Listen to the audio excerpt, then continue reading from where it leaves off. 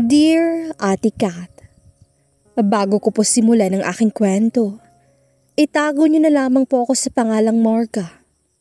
Bata pa lang, ay hindi na maayos ang pamilyang kinalakihan ko. Laging sigawan at sakitan ang nakikita naming magkakapatid na ginagawa ng mga magulang ko. 4 po kaming magkakapatid at ako po ang panganay. Dahil ako ang breadwinner ng pamilya, ay ginagawa ko ang lahat upang makatulong sa pinansyal na pangangailangan sa pang-araw-araw. 18 anyos na po ako, pero grade 8 lang ang natapos ko. Isa ako ngayong tindera sa palengke. Ang maliit kong sahod, ang siyang ipinatutustos ko sa pag-aaral ng iba ko pang mga kapatid. Ako lang po ang tumigil sa pag-aaral, Ate Kat, dahil na rin sa kagustuhang makatulong sa mga magulang ko. Lulong sa bisyo ang aking ama at halos araw-araw ay nasa inuman siya. Habang ang aking ina naman ay madalas na nasa kapitbahay at naglalaro lamang ng baraha. Nay, nakauwi na po ako. Bungad na sabi ko pagpasok ng pinto. May dala na akong kaunting dilata at noodles dahil ngayon ang araw ng sahod ko. Nagmamadali namang lumapit sa akin ang aking ina. Pautang nga muna ako, Marga. Magkano bang sinahod mo? Bungad na sabi sa akin ng aking ina. Napakunot naman ang noo ko dahil alam ko kung saan niya lang dadalhin at uubusin ang perang ibibigay ko. Pasensya na, Nay. Wala muna akong maibibigay ngayon. Malapit na po kasing mag-Christmas party sila Ruel at Jillian. Pinag-iipunan ko po kasing magagastos nila. Paliwanag ko sa aking ina. Ako lang ang nagtatrabaho sa aming pamilya, kaya hanggat maaari ay di na ako kumakain kung saan ako nagtatrabaho para lang makatipid. Abay, napakadamot mo naman. Porket ikaw ang kumikita dito, nagmamalaki ka na. Hoy, Marga, baka nakakalimutan mong ina mo pa rin ako. Sigaw na sabi ng aking ina sa aking mukha. Napabuntong hininga na lang ako at dumukot sa bulsa ko ng 100.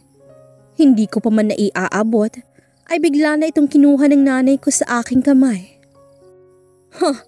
Magbibigay din naman pala. Dami pang sinasabi.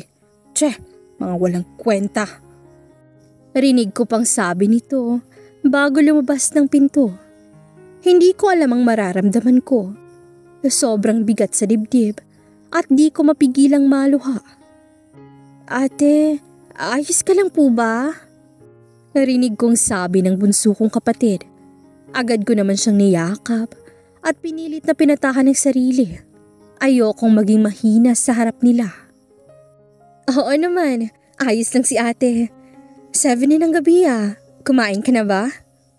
Mahinahong tanong ko dito. Hindi pa po ate. Hindi rin po kami nagtanghalian kanina. Nagugutom na nga po ako eh. Sabi ng bunsong kapatid ko. Parang gusto ko muling manlumoda sa narinig ko.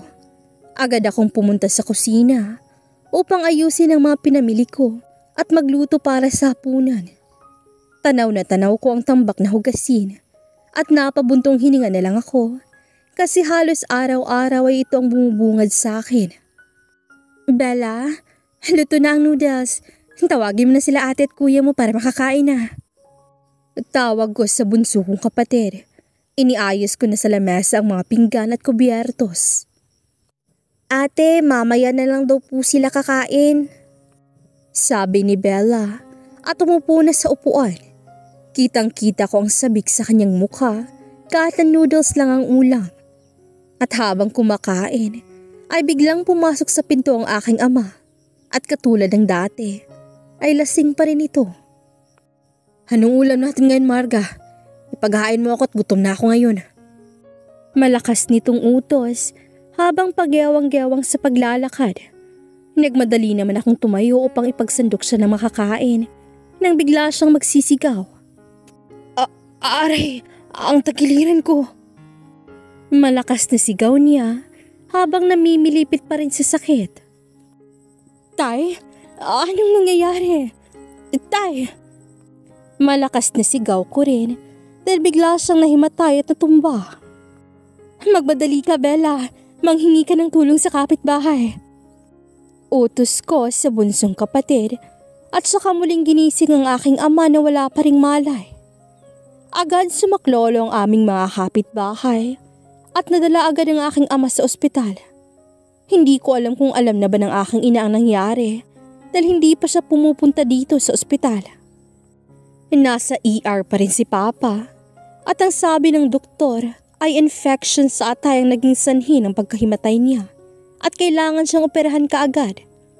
Halos mabaliw ako ng mga oras na yun dahil hindi ko alam kung saan ako kukuha ng ganun kalaking halaga.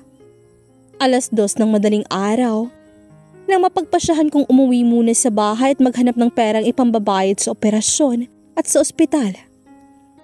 Pagka-uwi ay nadatnan ko ang aking mga kapatid na umiiyak.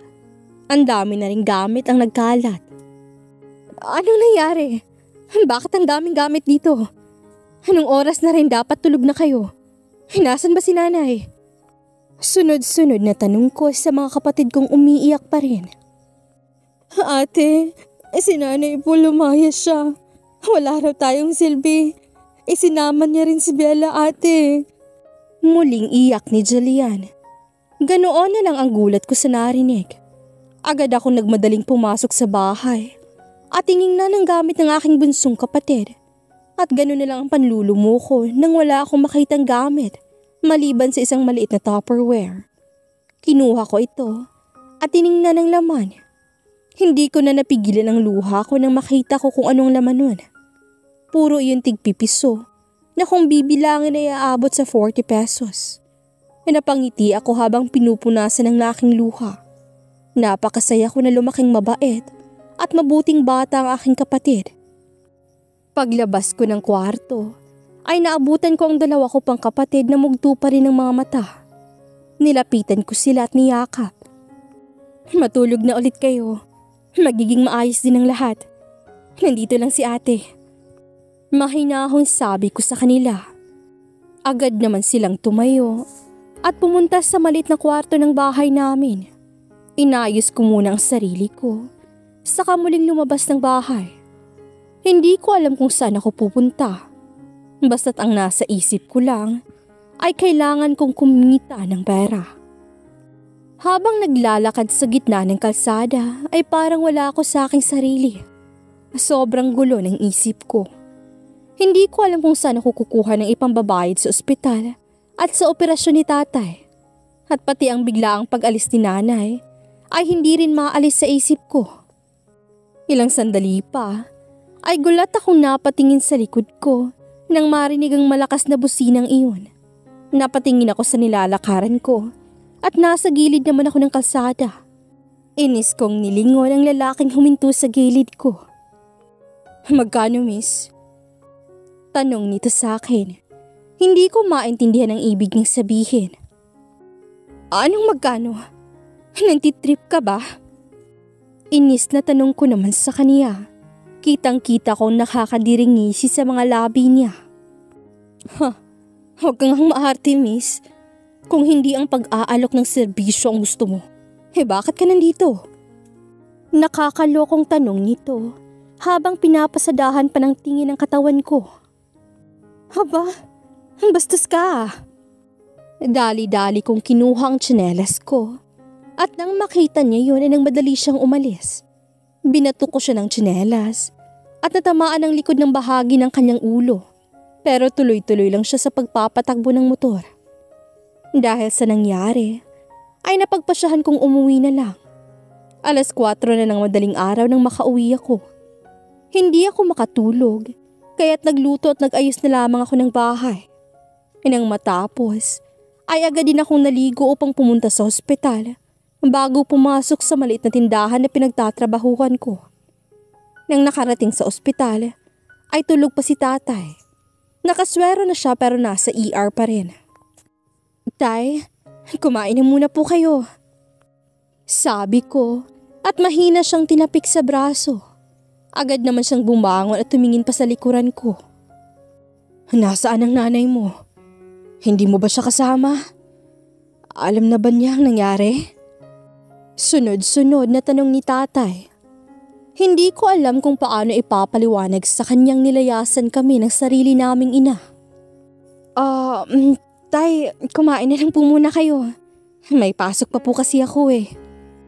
Sabi ko sa kanya. Napatidig lang sa akin si tatay. Tingin ko ay alam na niya ang nangyari kung bakit hindi man lang siya binisita ng aking ina. Tahimik na tumungo na lang si tatay at saka nagsimulang kumain. Pilit kong pinipigilan ang luha ko. Nasasaktan ako habang pinapanood ko siya. Sige na Marga, pumasok ka na at baka mahuli ka pa. Maraming salamat sa pagkain. Seryosong sambit ni tatay. Ngumiti ako sa kanya at nagmano bago lumabas ng ER. Doon ko na hindi napigilan ang mga luha ko. Tuloy-tuloy ito sa pagtulo. Hindi ko alam kung bakit nangyayari ito sa pamilya ko. Napakabata pa ng mga kapatid ko para mawala ng isang ina. Nagmadali na akong pumunta sa tindahan kung saan ako nagtatrabaho at mugto pa rin ang aking mga mata. Kaya't pagpasok ko ay sunod-sunod ang tanong ng mga kaibigan at katrabaho ko sa akin. Anyari girl, ayos ka lang ba? Tanong ni Teresa. Siya ang nagpasok sa akin sa tindahang ito. Oo naman, ayos lang ako. Pilit ng ngiti ang ibinigay ko sa kanilang tatlong naghihintay ng sasabihin ko. Hi Marga, kaibigan mo kami okay? Magsabi ka lang kung kailangan mo ng tulong. Sabi naman ni Abby na tinapik pa ako sa balikat. Salamat sa inyo. Nakangiting sabi ko sa kanila at nagsimula na kaming magtrabaho. Masyadong maraming customer nung araw na yun, kaya naman nung lunch lang kami nakakapagpintuhan ulit. Teresa, may alam ka bang iba pang trabaho? Yung pwede sanang night shift para di maapektuhan ng trabaho ko dito sa tindahan. Kailangan ko kasi talaga ng pera eh. Sabi ko kay Teresa. Nilingon niya ako at binigyan ng nagtatanong na tingin. Bakit girl? May nangyari ba? Nag-aalalang tanong niya. Napabuntong hininga na lang ako at kinuwento sa kanya ang nangyari. Kita ko ang awa at pagkabigla sa mukha niya. Dumukot siya sa bulsa niya at nagulat ako nang iabot niya sa akin ang 2,000. Pasensya na girl kung iyan muna ang mapapahiram ko sa iyo ah. Yan lang kasi naipon ko eh. Gamitin mo na lang muna. Sabi sa akin ni Teresa. Agad ko naman siyang niyakap. Maraming salamat Teresa. Malaking tulong ito sa akin. Salamat talaga. Naluluhang sabi ko sa kanya. Tinapik niya lamang ang aking balikat. Ano ka ba? Walang anuman yun Marga. Kaibigan mo ako. Kami. Kaya wag kang mahihiyang humingi ng tulong sa amin. Pero sa tanong mo kaninang trabaho ay wala akong alam eh. Pasensya na. Mahabang sabi ni Teresa sa akin. Napangiti naman ako dahil sa kabaitan niya. Lumipas ang ilang minuto at kinakailangan na naming bumalik sa pagtatrabaho. Habang abala sa pag-aayos ng mga paninda, ay bigla akong tinawag ng amo ko. Marga, labasin mo muna yung customer natin. Gusto ka raw kausapin. Sabi ni Madam Tina, may-ari ng tindahang pinagtatrabahuhan ko. Isa siyang in-check. Agad-agad akong lumabas at ang nadatnan ko ay isang bakla na sa tingin ko ay nasa 30 plus na ang edad. Hinahanap niyo raw po ako? Tanong ko dito. Sa tingin ko ay mayaman siya.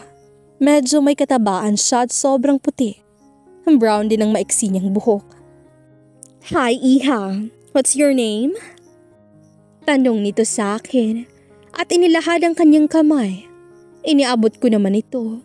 Ngunit di ko maintindihan ang sinabi niya dahil English ito. Pasensya na po ha. Pero hindi po kasi ako nakakaintindi ng English. Sabi ko dito. Natawa naman siya ng kaunti. Ano kako ang pangalan mo? By the way, ako si Ressa. Sabi nito sa akin. Napangiti naman ako sa kanya at nagpakilala rin. Marga po pala ang pangalan ko. Bakit po pala gusto niyo ako makausap? Balik na tanong ko dito. Narinig ko kasi kayo ng kaibigan mo na nag-uusap kanina. Kailangan mo ng trabaho, di ba? Pwede kang magtrabaho sa akin.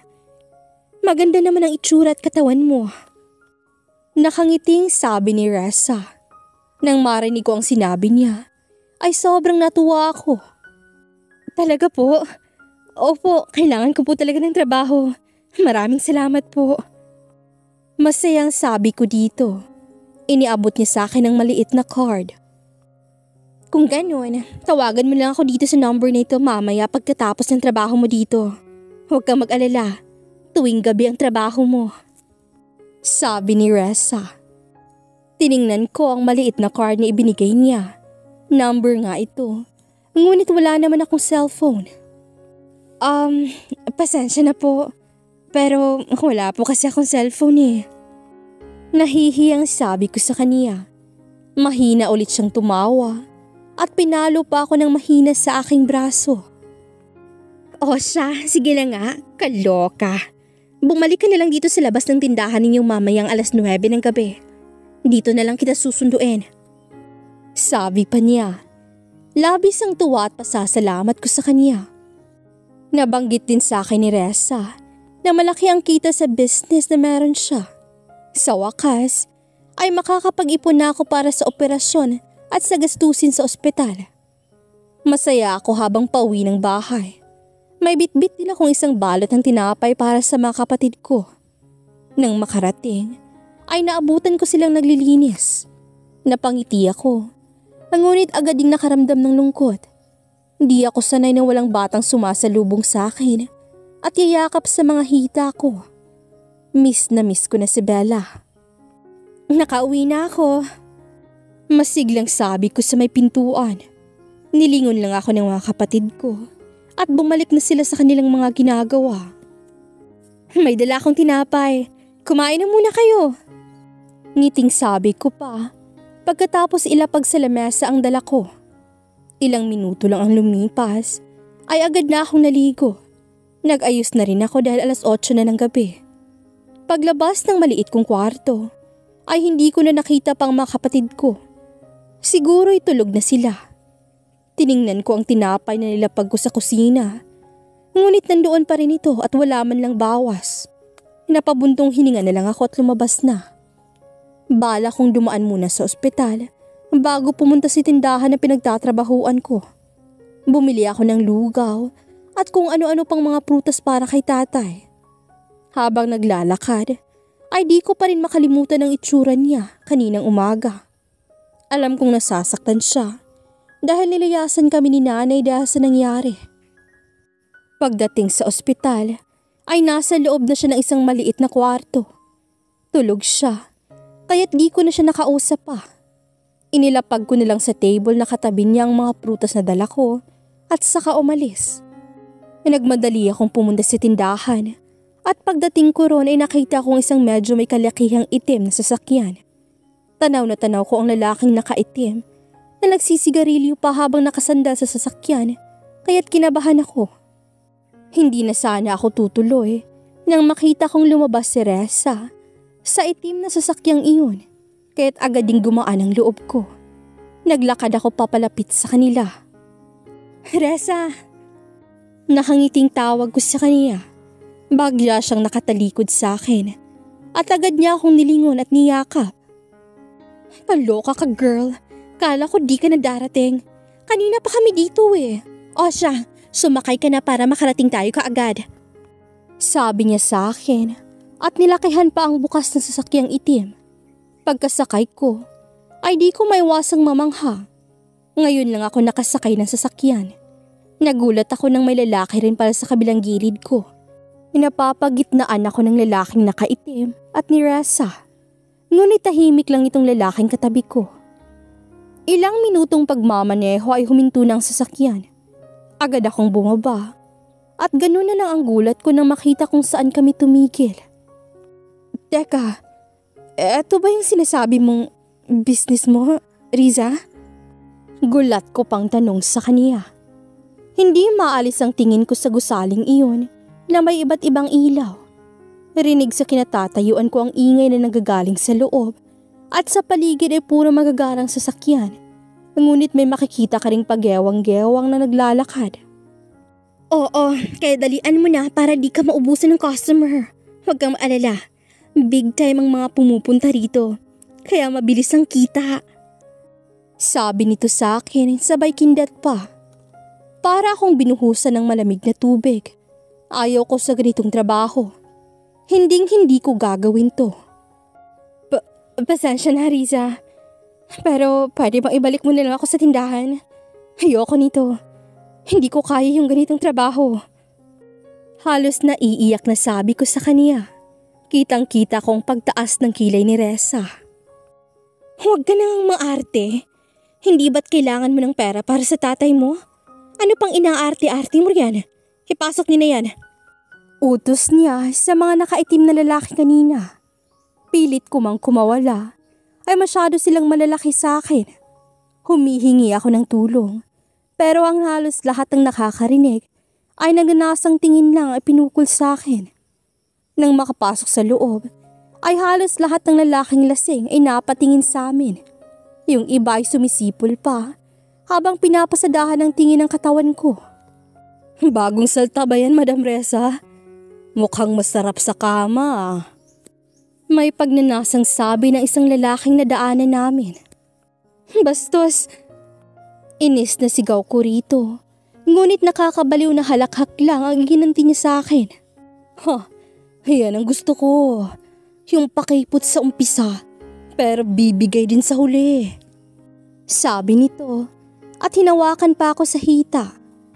Hindi ko siya masampal o anuman dahil hawak pa rin ako ng dalawang lalaki sa mga braso ko. Magkano ba para sa isang to, Madam Reza? Sabi nito kay Reza na nanunood lang.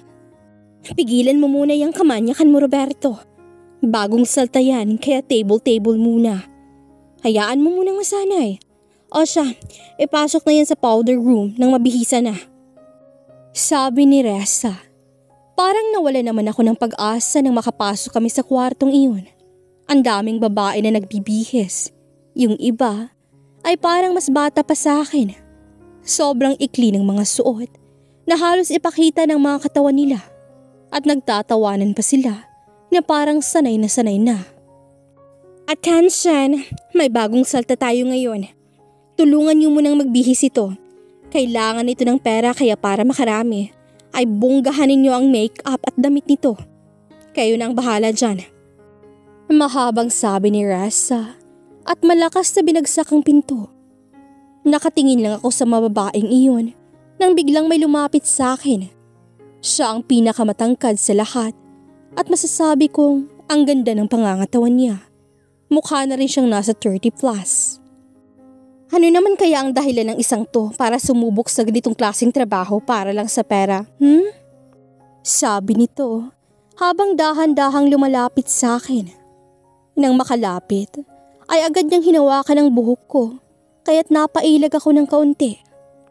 Aba naman, buhok pa lang yan ha, pero kung makailag ka ay diring-diri ka na. Paano pa kaya kung... Hindi niya itinuloy ang sasabihin niya, pero kitang-kita ko ang mata niyang tiningnan ng hita ko. Gusto kong umiyak. Gusto kong umalis na dito, pero hindi ko alam kung paano. Rebecca, kunin mo na ang mga gagamitin nito nang makapagsimula na ang lahat. Utos nito sa isang babae na parang pinakabata sa aming lahat. Ilang saglit pa ay wala na sa akin ang atensyon ng lahat. Tumuloy na sila sa pag-aayos ng kanilang mga sarili at nag-uunahang lumabas sa kwartong iyon. 3 na lang kami ni Rebecca ang natira at ang babaeng lumapit sa akin kanina. At ano naman kaya ang dahilan mo na kahit ang sarili mo ay kaya mong ipagbili para lang sa pera, Hayusan mo na yan, Rebecca. Sabi ng matangkad na babaeng yun. Sinimulan na rin ni Rebecca na lagyan ng make-up ang aking mukha. Ako nga pala si Bea. Ako ang pinakamatanda dito. At syempre, pinakamaraming karanasan. Maraming halang ang kaluluwa sa lugar na to. At sa itsura mo, parang wala ka pang alam sa mga gitintong bagay. Huwag kang mag-alala. Akong bahala sa'yo. Mahabang sabi nito, sabay kindat sa akin. Medyo napalagay naman ang loob ko dahil doon. Ilang sandali pa ay tuluyan ang natapos ang pag-aayos. Ilang beses akong pinuri ni Bea na napakaganda ko raw. Lumabas na kami sa kwartong yun at muling bumalik ang kaba ko nang makita ang maraming taong nag-iinuman. Yung iba naman ay punong-puno ng pagnanasa na nakatingin sa mga babaeng sumasayaw. Mabait si Reza sa mga bago kaya table-table muna ang pwede sa'yo ngayon. Iyon si Sandro. Regular customer yan dito. Hanggat maaari, ay huwag kang lalapit dyan. Dahil kahit pa bago kayo walang magagawa si Reza kapag yan ang may gusto. Yung lalaki naka-blue naman ay si RC. Regular customer din dito. Mabait naman yan. Pero kapag lasing, ay maski si Reza ay walang magagawa kapag natipuhan ka niyan. Kaya't mag-iingat ka. Mahabang sabi sa akin ni Bea at saka umalis para maghanap din ng customer. Nasabi rin sa akin ni Bea na kahit table lang ay malaki ang bigay. Napatingin ako sa pwesto ng RC na binanggit ni Bea kanina. Ang daming lalaki sa pwesto nila pero siya lang ang mukhang regular customer dito. Nakita kong tinawag niya si Reza at may sinabi dito. At gano'n na lang ang gulat ko. Nang senyasan ako ni Reza na lumapit. Pilit ko pa ring binababa ang shorts ko dahil parang sobrang ikli nito. Ayos na ba ito sa'yo, Michael? Narinig kong tanong ni RC sa lalaking katabi niya. Nag-angat ng tingin sa akin yung Michael pero hindi ako nakaramdam ng pagkailang o kung ano. Tumango lang siya ng kaunti at muling uminom ng alak. Ayusin mo ang pagpili, Reza, para maging regular customer niyo rin to. May-ari ito ng isang sikat na tindahan kaya big time rin to. Sabi ni RC, tsaka malakas na tumawa. Nginitian naman sila ni Reza bago lumapit sa akin. Isipin mo muna ang tatay mo ngayon. Malaking magbigay yan si RC. Kaya huwag mong sayangin.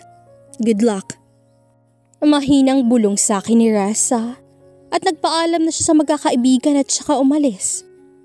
Agad naman akong tumabi sa Michael na yun. Tahimik pa rin siya at umiinom habang ako ay nakaupo lang din sa tabi niya. Ano ba naman yan? Galaw-galaw. Inis na sigaw sa akin ng RC nang makitang nakaupo lang ako. Agad kong nilagay ang mga kamay ko sa balikat ni Michael at mahina itong minasahe. Itigil mo na yan. Sabi sa akin ni Michael. Agad ko namang ibinaba ang mga kamay ko pero nagulat ako nang hawakan niya ang braso ko. Pwede ko ba siyang ilabas? Seryosong tanong ni Michael kay RC. Ganun na lang ang gulat ko nang malakas muling tumawa si RC. Ang sabi ni Reza ay bago yan kaya table muna. Pero kung gusto mong ilabas, akong bahala sa'yo. Magpakasaya ka ngayon, pre. Malakas na sabi ni RC. Hindi na ito pinansin ni Michael at agad na akong hinatak palabas. Nagulat ako nang isakay niya ako sa kotse. Magpupumiglas na sana ako nang magsalita siya. Wala akong gagawin sa'yo. Pumasok ka na. Seryosong sabi niya, kaya dali-dali rin akong pumasok. Magkanong pera ang kailangan mo? Seryosong tanong pa rin ito sa akin. Nasa ospital kasi ang tatay ko. Kaya kailangan ko ng malaking pera para sa operasyon niya. Mahinang sabi ko. Nahihiya ako sa kanya na naiilang. Kaming dalawa lang dito sa kotse. Pero sa di ko maipaliwanag na dahilan, pakiramdam ko ay wala talaga siyang gagawing masama sa akin. Dumukot siya sa kanyang bulsa at naglabas ng pera. Hindi niya na ito binilang at agad nang ibinigay sa akin. Ayoko sanang kunin, pero siya na mismo naglagay nito sa kamay ko. Hindi pa kita pwedeng ibalik sa bar ngayon. Matulog ka na muna. Halatang pagod ka. Sabi ni Michael na diretso lang ang tingin. Napangiti naman ako dahil doon at di na tinanggihan ang offer niya. Pagod na pagod talaga ako mula pa kanina. Ilang minuto ang nakalipas at tuluyan na nga akong nakatulog. Nang magising ako ay nasa kotse pa rin ako. Nilingon ko si Michael at natutulog na rin siya. Agad kong tiningnan ang relo na nasa braso ko at 3:00 na ng madaling araw.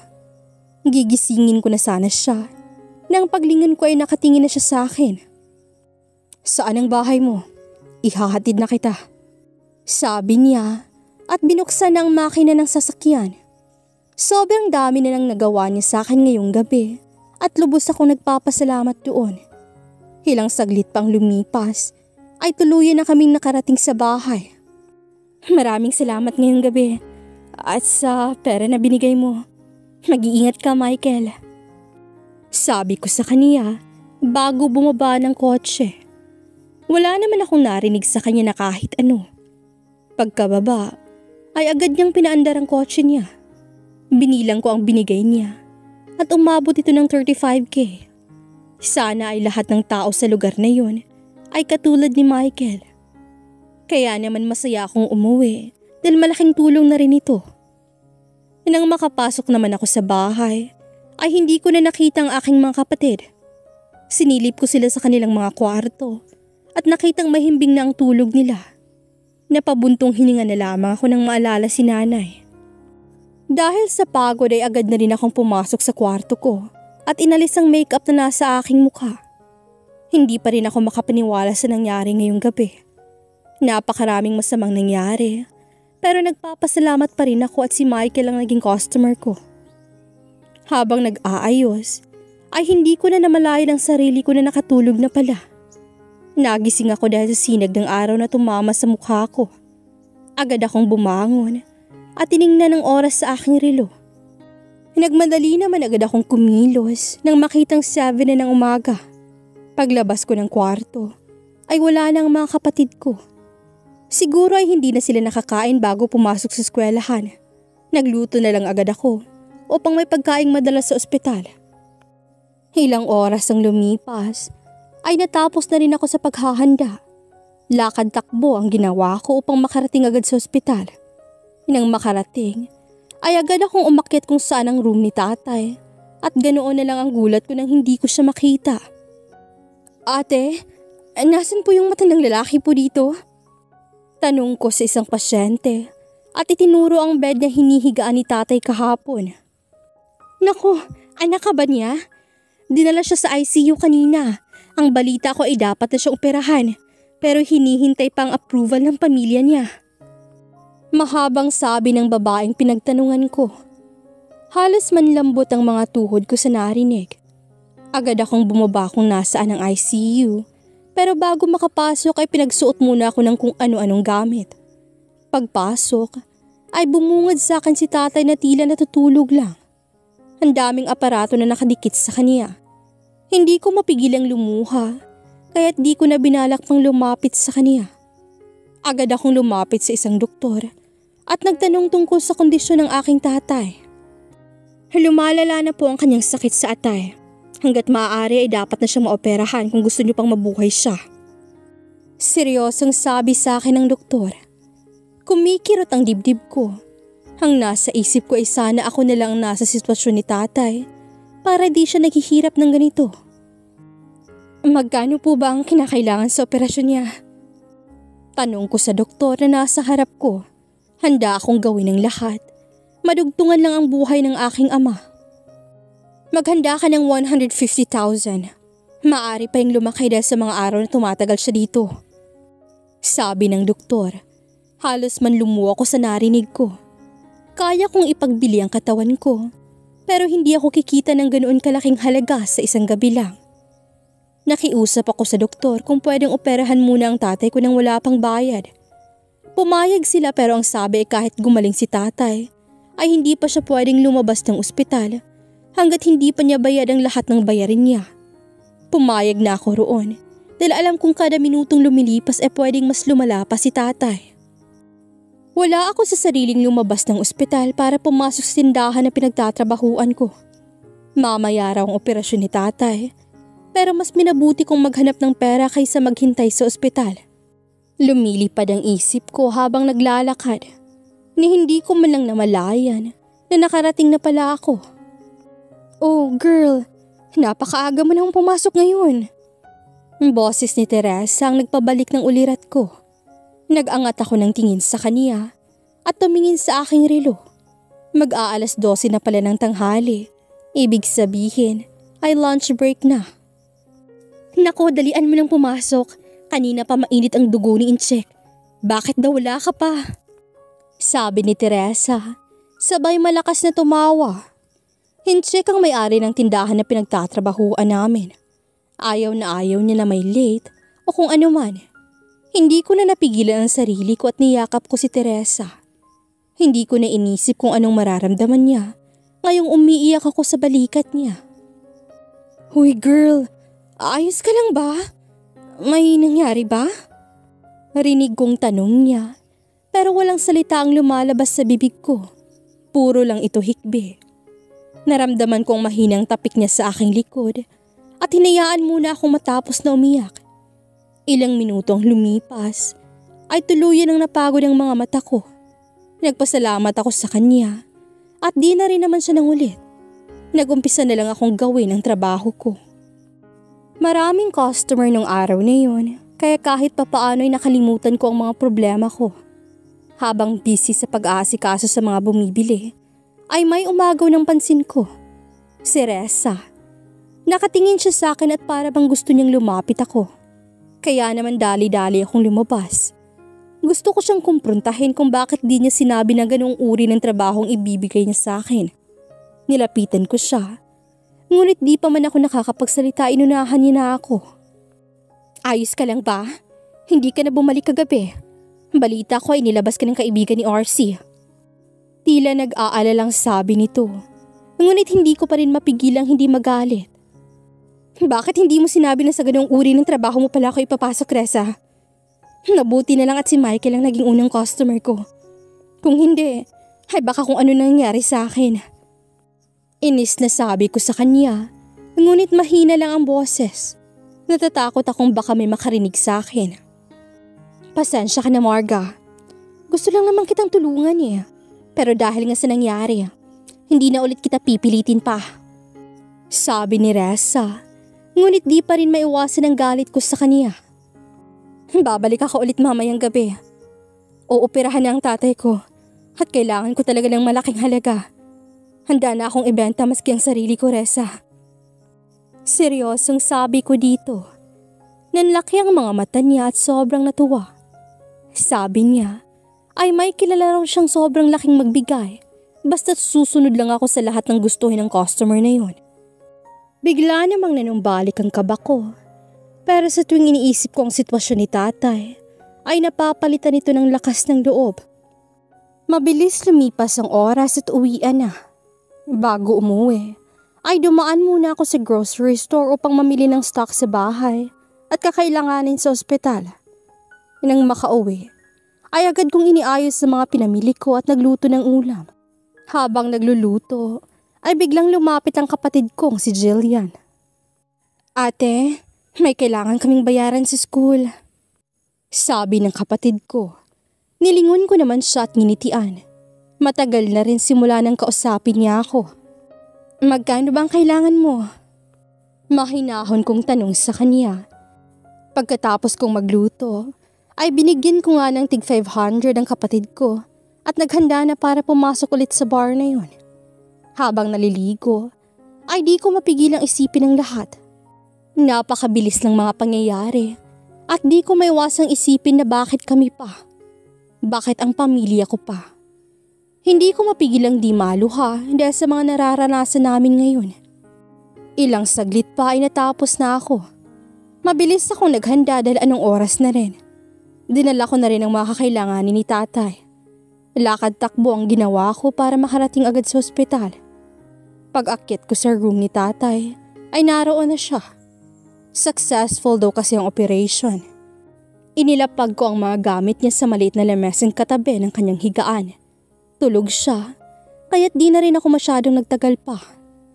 Ilang minuto ang lumipas ay nakarating na rin ako sa tindahan. At katulad kahapon, ay may itim na kotse ulit. Pero ngayon, ay wala na si Reza. Dumiretso na agad ako sa kotse at pinagbuksan ako ng malalaki na kaitim. Pagdating sa bar, ay muli akong kinabahan. Parang ayaw ko na ulit tumuloy. Parang gusto ko nang umuwi. Hindi ako makagalaw. Nanatili lang akong nakatitig sa bar na yun nang biglang lumabas si Reza. Oh, hi dear. Saktong-sakto lang ang dating mo. Kakarating lang din ni Ronald. Mataas magbigay yun. pero pihikan sa babae. Maswerte ka't napapayag ko siyang ikaw na lang maging customer dahil may pangangailangan ka. Halina't pumasok na tayo. Baka maboring yun sa loob. Mahabang sabi ni Reza pagkalapit sa akin. Akala ko ay doon ulit kami sa kwarto na maraming babaeng nagbibihis. Ngunit sa ibang kwarto ako dinala ni Reza. Maliit ito, pero mas maluwag. May maliit din na aircon dito at napakalaking salamin. Kumpleto rin ang mga makeup na gagamitin at mga maiiksi ngunit magagandang damit. Si Reza mismo ang nag-ayos sa akin. Ilang beses niya pang inulit na ang swerte ko daw dahil ito raw ang unang beses niyang gagawin sa trabahante niya. Ilang minuto ang lumipas ay natapos na rin ang pag-aayos. Katulad kahapon ay ilang ulit akong pinuri ni Reza na napakaganda ko raw. Paglabas ng kwarto ay inihatid na rin ako ni Reza sa isa pang kwarto sa loob. Kulay pula ang ilaw na nagmumula dito at tanging kurtina lang ang tumatakip mula sa labas. Pagkapasok namin sa kurtinang iyon ay may maliit ulit na pinto. Kumatok muna ng 3 beses si Reza doon. Parang gustong bumigay ng mga tuhod ko habang hinihintay na bumukas ang pinto. Pinagpapawisan ako at parang gusto kong umayaw ulit. Reza? Kakausapin ko na sana si Reza na uuwi na ako nang biglang bumukas ang pinto. Hindi ko nakita ang lalaking nagbukas pero sobrang kabang naramdaman ko. Pinapasok na ako ni Reza doon at nagbilin pa siya ng ilang bagay sa akin. Isipin ko lang daw na para sa tatay ko ang gagawin kong to at huwag ko siyang bibiguin. Nang tuluyang makapasok ay kitang-kita ko ang malaking kamang iyon. Hindi ko alam ang gagawin ko. Parang gusto kong maiyak pero inuulit ko sa sarili ko na kailangan ko tong gawin. Dahan-dahan akong lumapit sa kama at umupo doon. Ganun na lang ang gulat ko nang may magsalita. Kung makapag-inarte ka, akala mo naman na tunay kang Maria Clara. Tapos, malalaman kung dito ka rin pala nagtatrabaho? Ha! At malakas na tumawa. Parang familiar iyon sa akin. Kaya tagad ko tong nilingon. Parang nakita ko na siya. Di ko lang maalala kung saan o kung kailan. May pasabi-sabi ka pang di mo magagawang magbenta ng laman. Anong ginagawa mo ngayon dito? Muling sabi niya na sinundan na naman ng malakas na halakhak. Doon ko lang napagtanto kung sino siya. Siya yung lalaking nakamotor na nag-alok sa akin sa kalsada. Hindi ako makapaniwalang big time pala ang isang to. Oh, ano pang ginagawa mo? Kailangan mo ng pera, di ba? Ubad na! Malakas nitong sabi. Nanginginig naman ako habang isa-isang tinatanggal ang butones ng damit ko. Naririndi ako sa malalakas niyang tawa at natatakot ako sa matalim niyang tingin. 3 butones nang natatanggal ko nang maramdaman ko ang paglubog ng kama. Halos magtaasan lahat ng balahibo ko nang maramdaman ko ang hininga niya sa bandang leeg ko. Pero wag kang mag-alala. Ayun naman talagang gusto ko sa babae. Yung palaban. Sabi niya at tuluyan akong hinalikan sa leeg. Sa sobrang gulat at pandidiri ko ay agad akong tumayo at sinampal siya. Bastos! Sigaw ko dito. Gulat pa rin siya dahil sa sampal ko. Pero kahit ganun, ay nagawa niya pa rin tumawa. Anong bastos? Binayaran kita. Muling sigaw niya at dahan-dahang tumayo mula sa kama. Naglalakad siya palapit sa akin habang ako naman ay patuloy sa pag-atras. Kahit sumigaw ka pa dito ngayon, ay walang makakarinig sa'yo. Kahit anong gawin mo ay walang tutulong sa'yo dahil bayad kita. Ngayong gabi ay akin ka. Wala ka nang magagawa dun. Sigaw nito sa mismong mukha ko at sinimulang halikan muli ang aking lieg. Naiiyak na lang ako sa pandidiri na ginagawa niya. Humihingi ako ng tulong pero katulad ng sabi niya ay walang makakarinig sa akin. Nawawalan na ako ng pag-asa nang biglang bumukas ang pinto. Napalingon ako roon at nakita ko si Michael. Agad siyang lumapit sa amin at sinapak yung Ronald na yun. Gaganti pa sana ng sapak si Ronald nang muli siyang sapakin ni Michael. Natumba si Ronald at hindi na muling nakatayo. Ayos ka lang ba? Tanong sa akin ni Michael. Hindi ko na napigilan ang sarili ko na yumakap sa kanya.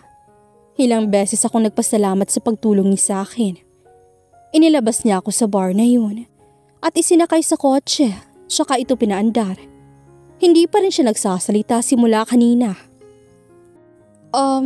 Michael, saan mo ba ako dadalhin? Mahinang tanong ko sa kanya. Madiin niya lang akong tiningnan at ibinalik na niya ang tingin sa kalsada. Ilang minutong pagmamanehong nakalipas at sa wakas ay tumigil na ito. Sinilip ko ang bintana upang tingnan kung nasaan kami. Namangha ako sa nakita ko. Puro puno dito. Siguro ay nasa parke kami. Agad bumaba si Michael at binuksan ang pinto sa gilid ko. Bababa na sana ako nang makita kong nakatingin siya sa akin at salubong ang kilay. Malakas siyang bumuntong hininga bago hinubad ang jacket niya at isinuot ito sa akin. Ilang minuto ang lumipas ay nandito na kami sa parang terrace. Tanaw na tanaw dito ang mga maliliwanag na ilaw na nagmumula sa kabahayan. Napakalamig din ang simoy ng hangin. Napapikit ako at dinama ang lamig ng gabi. Paglingon ko kay Michael ay nakatingin lang ito sa akin. Nginitian ko siya at tinanong. Salamat sa pagtulong mo sa akin kanina ha. Pero bakit mo nga pala ako dinala dito? Tanong ko dito. Matagal siyang tumitig sa akin bago bumuntong hininga. Alam ko na masyado kang natakot kanina. Kaya naisip ko na dalhin ka muna dito para kahit papaano'y gumaan ang pakiramdam mo. Simpleng sabi nito. Napangiti naman ako ng kaunti dahil doon. Totoong napakabuti niya. Ayos naman ako ngayon. Salamat kanina ha. Paano mo nga pala nalaman na nandun ako sa kwartong yun? Mahinang tanong ko sa kanya. Sumeryoso ulit ang mukha niya at parang galit. Kung hindi ko pa narinig kay Reza na nandun ka sa kwartong yun, ay baka kung ano nangyari sa'yo. Galit na sabi nito. Napayuko na lang ako dahil totoo naman ang sinabi niya. Kung hindi nga siya dumating kanina, ay baka kung ano nang ginawa sa akin ng Ronald na yun. Akala ko kasi kaya ko na. Hinoperahan na kasi ang tatay ko. At kahit gumaling siya, hindi siya palalabasin sa ospital. Hanggat hindi pa bayad ang lahat ng kailangang bayaran. Kaya sinubukan ko yung bagay na yun. Mahinang paliwanag ko sa kanya. Napabuntong hininga naman siya dahil doon. Bakit hindi mo sinabi sa akin? Mahinahong tanong niya. Napaangat naman ako ng tingin sa kanya. Nagtataka. Handa akong tumulong sa'yo, Marga. Kung kulang pang ibinigay ko kagabi, ay sana nagsabi ka. Dagdag pa ni Michael. Hindi ko alam kung bakit, pero parang may humaplos sa puso ko nang sabihin niya yun. Huwag ka nang babalik sa bar na yun, Marga. Kung gusto mo ay ako na lang magbabayad sa bills ng tatay mo. Sabi ni Michael sa akin. Napakunot naman ang noo ko dahil doon. Bakit naman ikaw magbabayad? Hindi nga kita kaano-ano eh. At saka nakakahiya. Pasensya na pero di ko matatanggap yung offer mo. Sabi ko kay Michael. Parang hindi nakakayanin pa ng kahihiyan ko kung siya pang pagbabayarin ko. Narinig ko ang mahinang buntong hiningan niya. Oo sige, kung ayaw mong pumayag sa ganun, magtrabaho ka na lang sa negosyo ko. Sasahuran kita. Hindi man kasing laki ng kikitain mo sa bar. At least, disenteng trabaho yun. Sabi sa akin ni Michael. Napangiti naman ako dahil doon. Sa wakas, ay hindi ko na kailangang bumalik sa lugar na yun. Ilang oras ang lumipas ng pag-uusap namin, ay napagpasyahan na naming umuwi. Nabanggit sa akin ni Michael na kahit gabi na lang ulit ang shift ko, 24/7 naman ang restaurant niya at ang trabaho ko roon ay isang waitress. Pagdating sa bahay ay muli akong nagpasalamat sa kanya bago bumaba sa kotse niya. Naligo muna ako bago pumasok sa kwarto. Habang naliligo, ay hindi ko pa rin makalimutan ang nangyari kanina. Pero gumagaan ang pakiramdam ko dahil sa ginawa ni Michael. Nang matapos ang lahat, ay pumasok na rin ako sa kwarto ko para matulog. Habang nakahiga, ay di ko maiwasang isipin si Michael at di ko mapigilan ang sarili kong mapangiti. Hanggang sa di ko na namalayang nakatulog na pala ako. Paggising ko, ay agad kong tiningnan ang oras sa relo ko. 6:30 na pala ng umaga. Agad na akong kumilos upang maghanda at magluto para sa mga kapatid ko at kay Itay. Sabado ngayon, kaya't napagpasyahan kong isama ang mga kapatid ko sa ospital para naman makita nila si tatay. Sinilip ko ang kwarto nila at nakita kong mga tulog pa sila.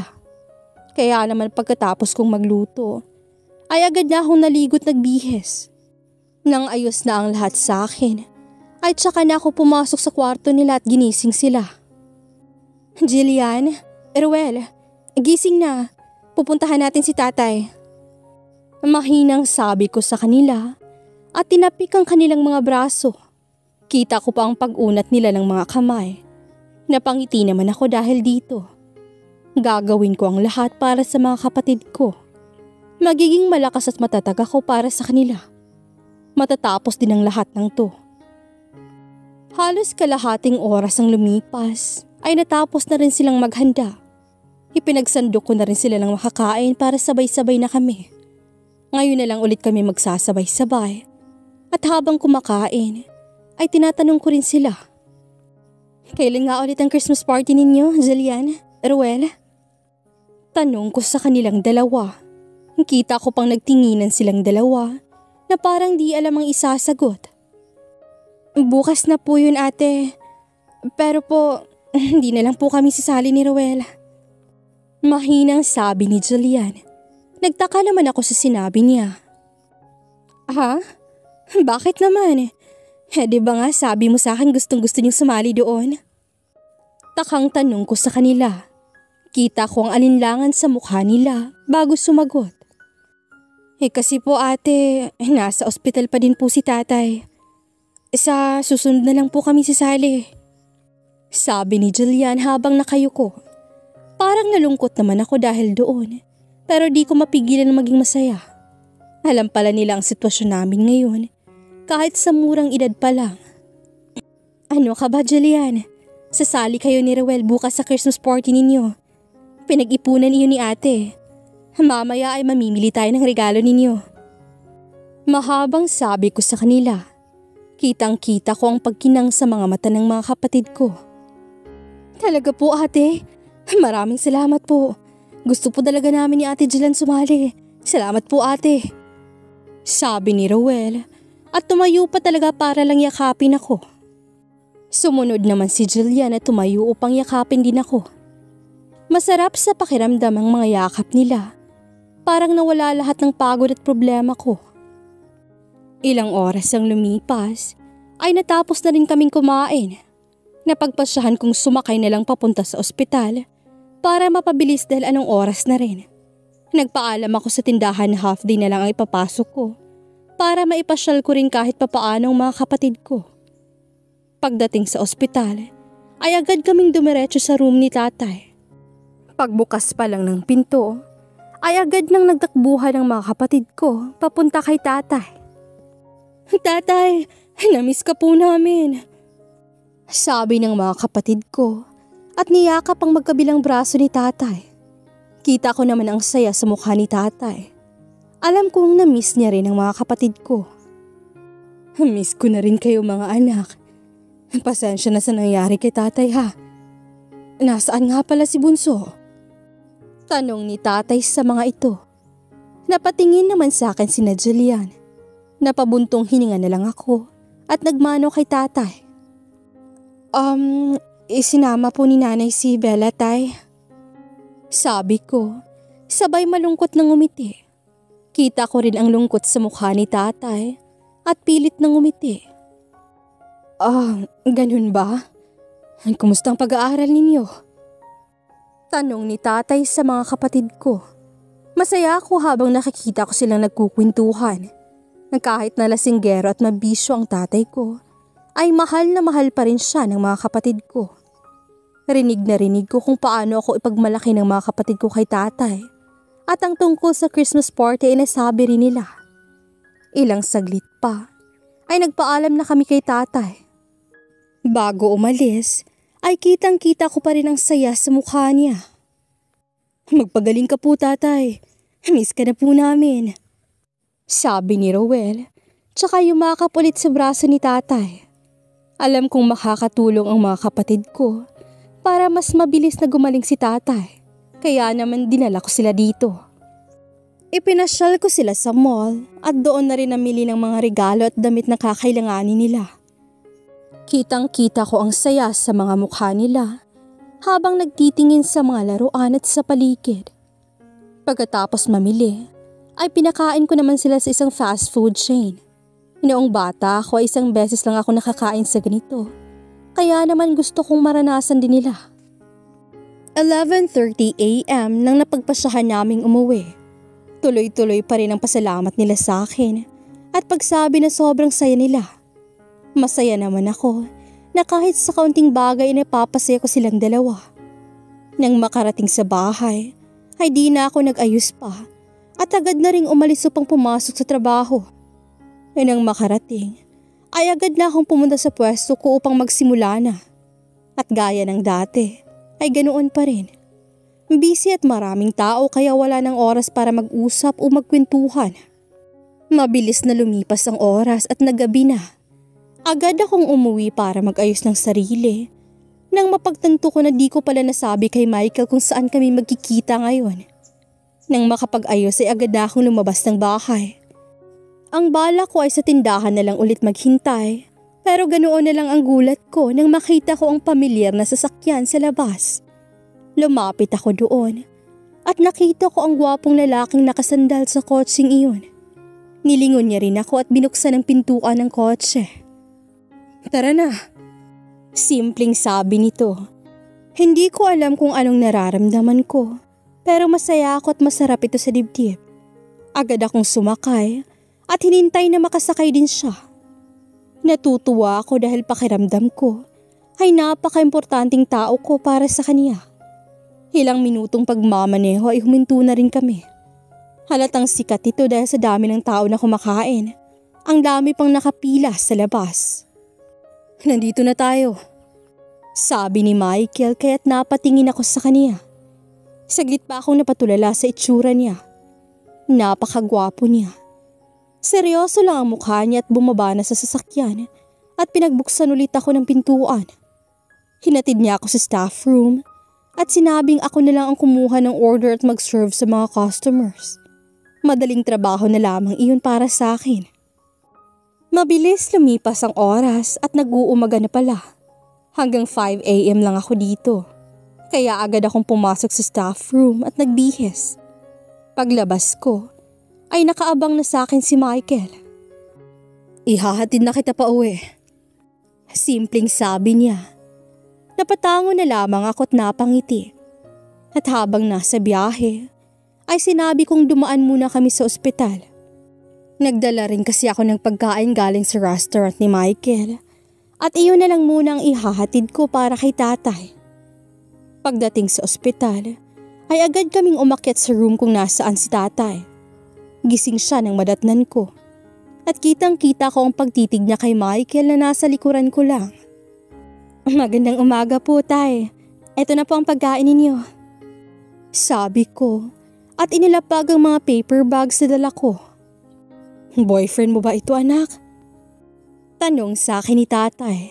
Napaangat naman ako ng tingin sa kanya at napansing nakatingin pa rin siya kay Michael.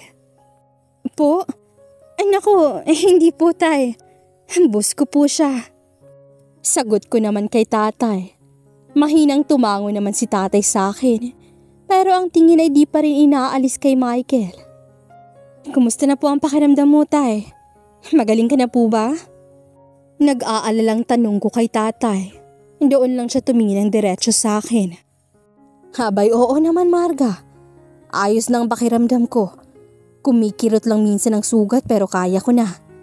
Gusto ko na nga umuwi eh. Balita ko ay malapit nang umabot ang 300K ang bayarin natin dito. Sabi ni tatay na tila ba'y namumblema pa. Pilit naman akong ngumiti sa kaniya. Kahit ako man ay nabigla rin sa narinig ko. Ano ka ba, Tay? Kaya nating gawan ng paraan yan. Basta't magpagaling ka lang habang nandito ka. Sabi ko kay tatay. Kita ko pa rin ang lungkot sa mukha niya, kaya't niyakap ko siya. Hindi na rin kami nagtagal at nagpaalam na kami kay tatay. Ganun na lang ang gulat ko nang lumapit si Michael kay tatay at nagmano dito. Ingatan mo ang anak ko, iho. Sabi pa ni tatay kay Michael. Magsasalita na sana ako nang biglang sumagot si Michael. Opo, aalagaan at iingatan ko po si Morga. Sabi naman ni Michael kay tatay. Nakita ko ang munting ngiti sa mukha niya. Hindi ko maintindihan ang nararamdaman ko. Pero parang may humaplos sa aking puso. Agad na kaming lumabas sa ospital at sumakay sa sasakyan niya. Gusto ko siyang tanungin kung ano ang ibig sabihin niya kanina, pero pinangungunahan ako ng kaba. Nakarating na kami sa bahay at magpapasalamat na sana ako nang bigla niyang hawakan ng kamay ko. Seryoso ako sa sinabi ko kanina, Morga. Iingatan at aalagaan kita. Alam kong masyadong mabilis, pero mahal na kita, Morga.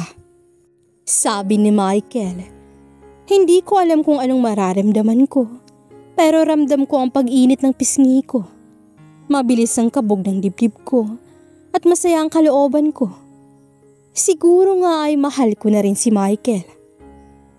Mabilis lumipas ang mga oras, pero hindi yun nawala sa isipan ko. Kaya naman bago umalis si Michael, ay nag-iwan pa siya ng salita na tumatak din sa puso ko. Liligawan kita, Morga.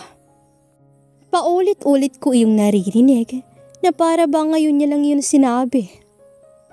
6:00 na ng gabi, kaya't nag-aayos na kami ng mga paninda. Excited akong umuwi dahil alam kong makikita ko na ulit si Michael. At pagdating ng bahay, ay agad akong naligo't nagbihis. Gumamit pa ako ng kaunting lipstick para di ako magmukhang maputla. Lumabas na ako ng bahay pero di ko nakita ang kotse niya. Naghintay pa ako ng kaunti hanggang sa umabot ng 1 oras. Hindi ko maipaliwanag ang mararamdaman ko. Nag-commute ako papunta sa restaurant na pagmamay-ari niya. Hindi ko alam kung bakit, pero masama ang loob ko sa kaniya. Nang makababa sa tricycle, ay tanaw na tanaw ko ang kotse niya. Lalong lumala ang inis ko dahil doon. Nakalimutan na ba niya ang sinabi niya sa akin kaninang umaga? Agad akong pumasok sa restaurant upang magpalit ng damit na pangtrabaho. Late na ako ng 30 minutes. Paglabas ko ng staff room ay parang huminto ang mundo ko. Nakita ko si Michael na may kasamang babae. Nakalapit ito sa braso niya at parang hinihila-hila pa siya. Hindi niya ako nakita kasi nasa likod nila ako nakatayo. Kitang-kita ko kung paano sila lumapit sa kotse ni Michael at sumakay. Parang tinusok ang dibdib ko.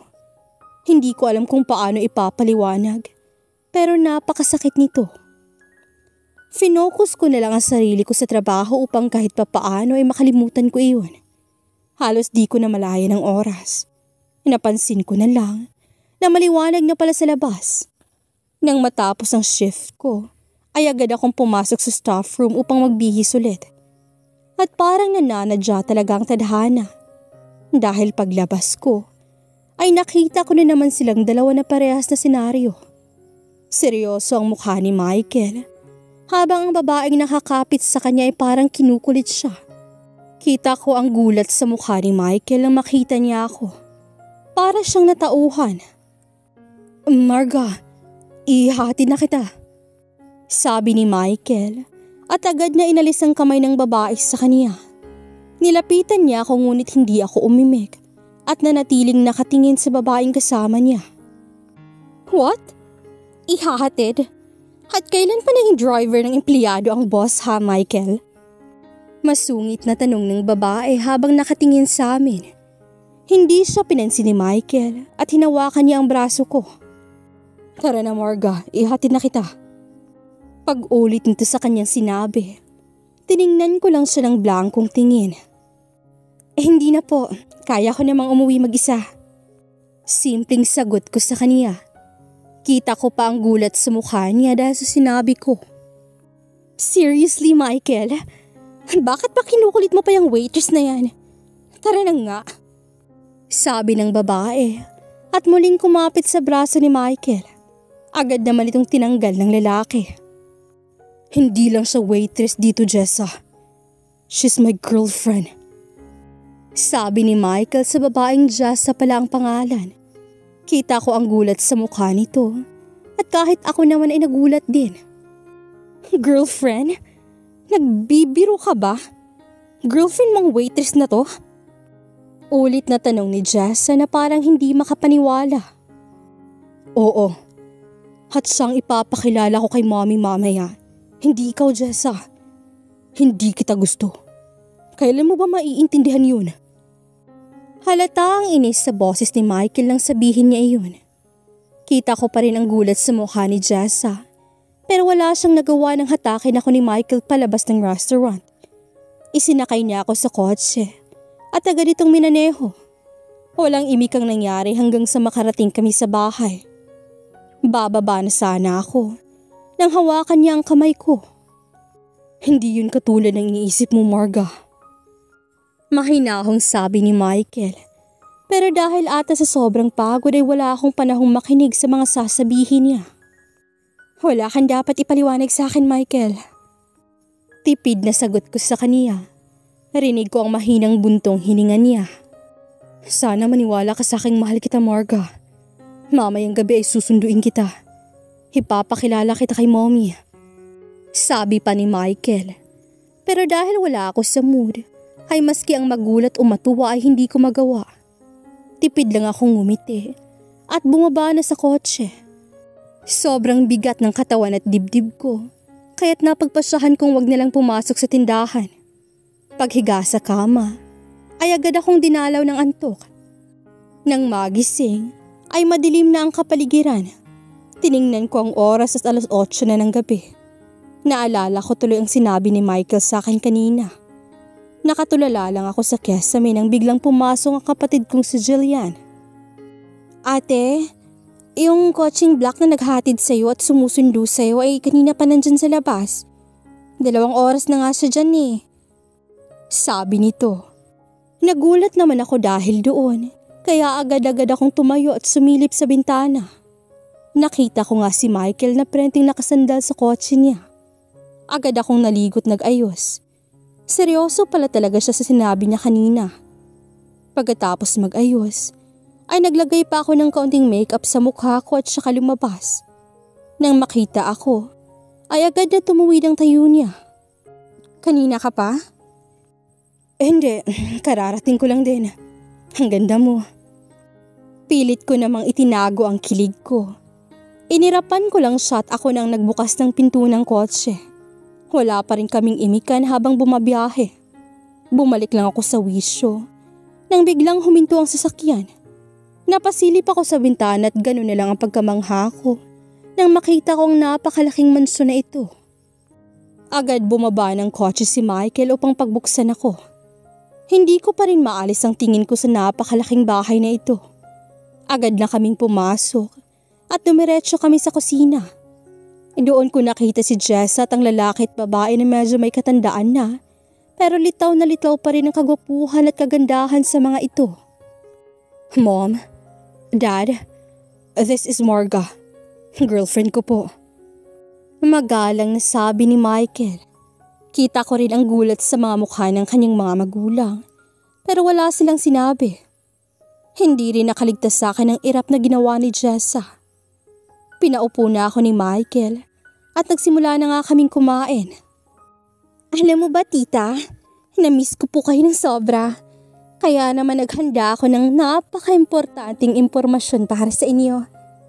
Alam niyo po ba na ang kauna-unahang babaeng ipinakilala sa inyo ni Michael bilang girlfriend niya ay isang napakasipag na babae? Siya ang bumubuhay sa mga kapatid niya at sa tatay niya na nasa ospital.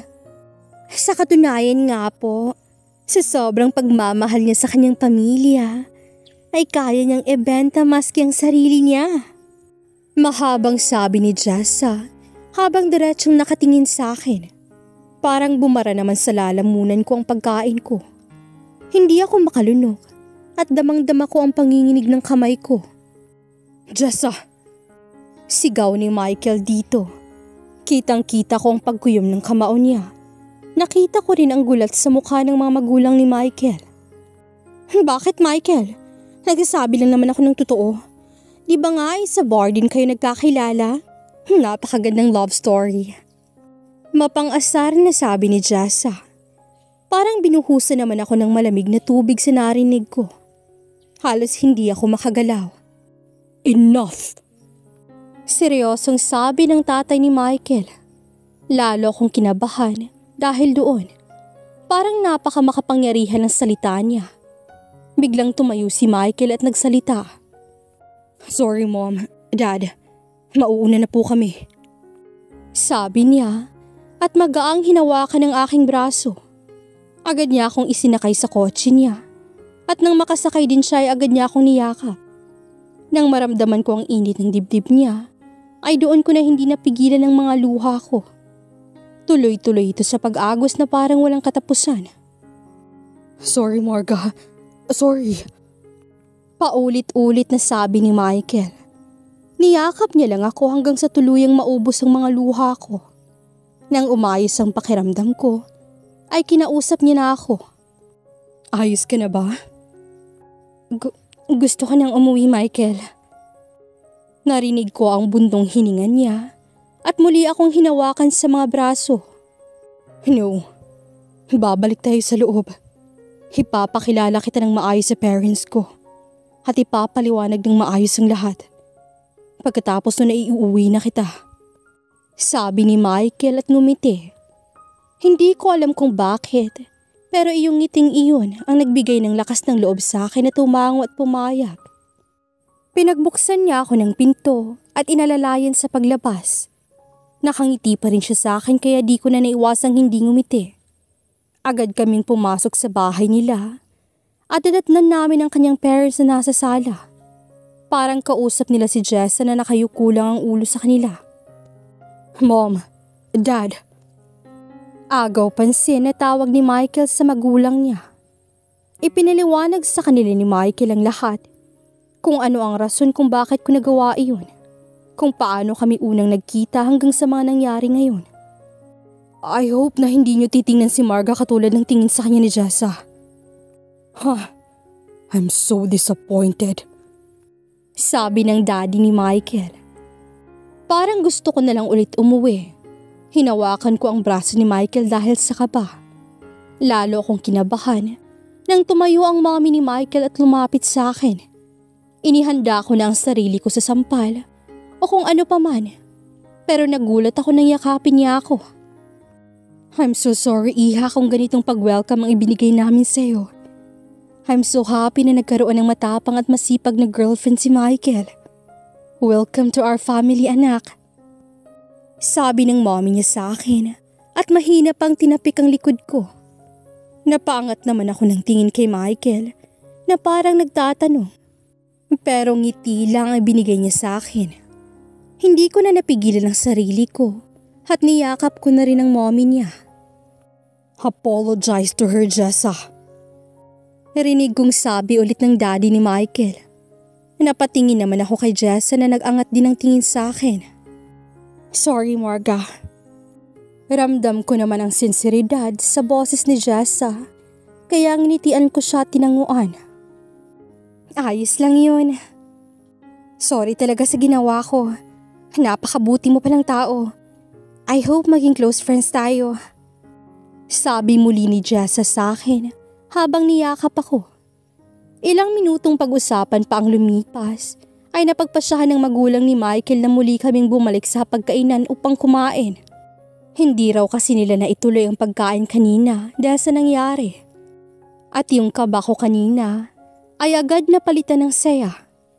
Habang kumakain ay nagkukwentuhan at nagtatawanan kami. Mabilis na lumipas ang oras at nagpaalam na kami sa parents ni Michael na uuwi na ako. Babalik ka dito, Marga, ha? Mamimiss kita. Sabi ng mommy ni Michael. Napangiti naman ako at nangakong babalik ulit ako sa bahay nila. Nang makarating sa bahay, ay nagpasalamat ako kay Michael sa lahat ng ginawa niya para sa akin. Pero napansin kong parang balisa siya. Ayos ka lang ba? Kinakabahang tanong ko sa kanya. Pilit naman siyang ngumiti at napakamot pa sa ulo niya. Pasensya ka na ha kung sinabi ko kay mommy na girlfriend kita. Kahit na hindi pa naman. Pahina ng pahina na sabi niya. Natawa naman ako dahil doon. Inilagay ko ang kamay ko sa pisngi niya at tiningnan siya sa mata.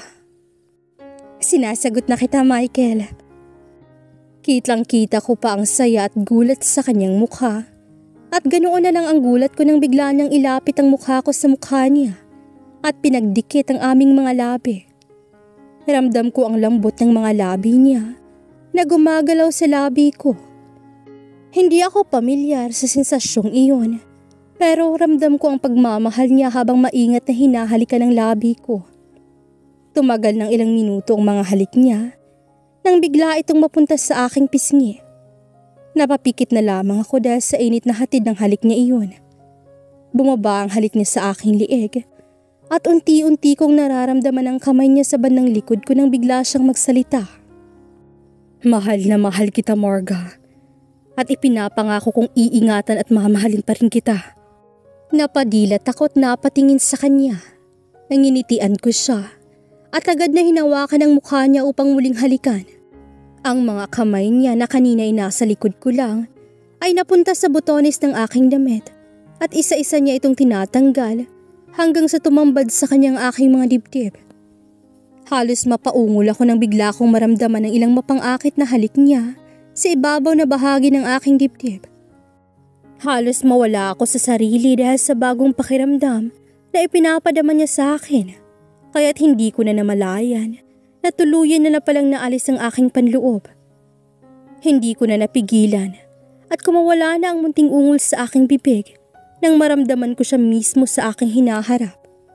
Napaliyad ako dahil sa kiliti na hatid sa akin ng mga malilikot niyang dila na gumagalaw sa ibabaw ko. Bumaba ng bumaba ang kanyang mga halik sa akin hanggang sa narating nito ang maselang bahagi ng katawan ko at unti-unti kong naramdaman ang mainit niyang hininga doon. Tuluyan na naming pinagsaluhan ng init ng pagmamahal sa malamig na gabing iyon. Kinabukasan naman ay maaga akong nagising dahil sa tawag ng kapatid ko. Ate Marga, gising na. Sabi nito na parang nagmamadali pa. Minulat ko lang ang isa kong mata at parang ayaw pa ng katawan kong tumayo. Ramdam ko ang sakit sa pagitan ng mga hita ko. Napakabigat ng katawan ko. At nang maalala ang nangyari kagabi, ay napamulat ako at nakitang nandito na ako sa kwarto. Si Tatay, Ate Marga. Anong nangyari kay Tatay? Nakauwi na siya. Masayang sagot ni Julian. Gulat din ako sa narinig. Alam kong bawal siyang makalabas sa ospital hanggat hindi pa yun bayad. Dali-dali akong tumayo kahit napaika-ika dahil sa sakit na nararamdaman ko at lumabas ng kwarto. At nakita ko ngang prenting nakaupo si Tatay, kaya agad ko siyang nilapitan. Tay, paano ka nakauwi? Tanong ko kay Tatay. Ngilitian niya lang ako at sinenyas pa na magmano muna ako sa kanya. Agad akong nagmano, pero gulat pa rin ako sa nangyayari. Dahil sa boyfriend mo, tinulungan niya ako makalabas sa ospital na yun. Nakangiting sabi ni Tatay. Lalo naman akong nagulat dahil doon. Napatingin ako sa bandang pintuan nang bigla akong may narinig na yapak. At nakita ko nga doon ang napakagwapong mukha ni Michael at may hawak pa itong bulaklak. Happy birthday, Marga. Sana masaya ka sa regalo ko sa'yo. Hindi ko alam kung anong regalo ang tinutukoy niya. Si Tatay ba? O ang nangyari kagabi? Nagulat ako nang biglang kumanta ang mga kapatid ko ng happy birthday. At sa dami na nangyayari ay hindi ko na malayang birthday ko na pala. Nilapitan ako ni Michael at inaabot sa akin ng isang bouquet na punong-puno ng rosas. Happy birthday, my love. I love you so much. Sabi ni Michael at niyakap ako. Narinig ko pa ang mahinang bulong niya sa akin kung ayos lang ba ako. Pinalo ko ng mahina ang braso niya dahil sa kapilyuhan niya. Narinig ko rin naman ang palakpak ng mga kapatid ko at ang abot hanggang tengang ngiti ng tatay ko. Masaya kaming nagsalo-salo sa handang binili nila para sa akin. At sa buong buhay ko, ay ngayon lang ako nagkaroon ng cake sa birthday ko. At masasabi ko nga, iyon na ang pinakamasayang birthday na nangyari sa buhay ko. At sana sa susunod, ay ang wish ko naman ang matupad. Ang wish ko na sana'y bumalik na si Nanay at Bella sa amin. Hanggang dito na lang po, Ate Kat. Lubos na gumagalang, Marga.